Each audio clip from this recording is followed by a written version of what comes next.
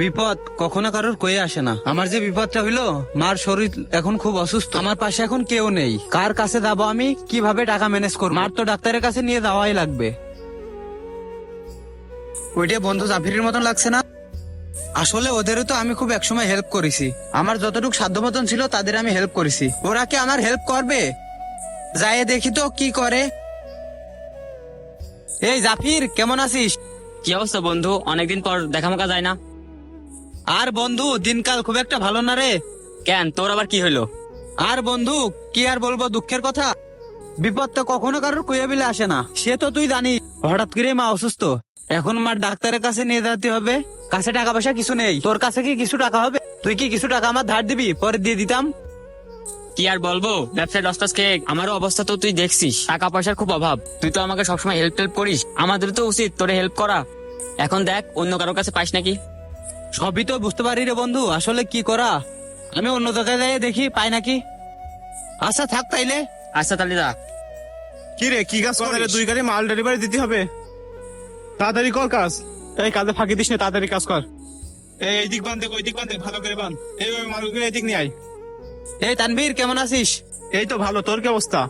অবস্থা যে খুব খারাপ রে বন্ধু। আসলে ব্যবসা বাণিজ্য কি তোর? হ্যাঁ, এই তো আমারই সব। আসলে বন্ধু, দুঃখের কথা আর কি বলবো, আমার মাটা হঠাৎ করে খুব অসুস্থ। এখন কিছু টাকা ধার লাগবে আমার। তুই কি কিছু টাকা ধার দিতে পারবি?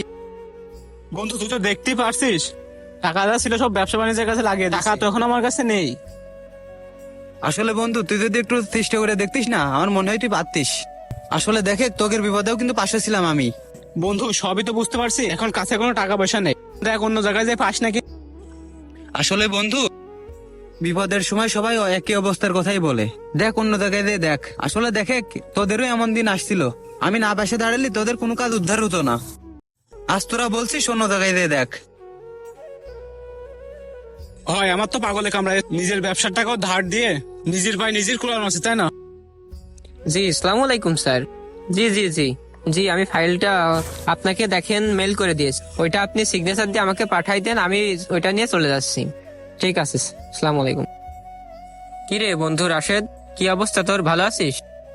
অবস্থা খুব খারাপ রে বন্ধু। আসলে আমাদের যে কয়টা বন্ধু সব বন্ধুর কাছেই গেলাম, তা আমার পাশে কেউ দাঁড়াইলো না। বাধ্য হয়ে তোর কাছে। আসলে আমার মা খুব অসুস্থ, মা হাসপাতালে রয়েছে, আমার কিছু টাকা লাগবে। তা তুই কি কিছু টাকা দিতে পারবি?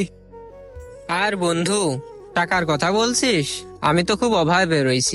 এই কিছুদিন আগে অফিসে একটা সমস্যার কারণে এই মাসের বেতনটা দিতে একটু দেরি হচ্ছে। এই জন্যই এখন আমার কাছে কোনো টাকা পয়সা নেই। কি আর করবি বন্ধু, তুই একটা কাজ কর, অন্য কারোর কাছে যদি পাস তাহলে দেখে।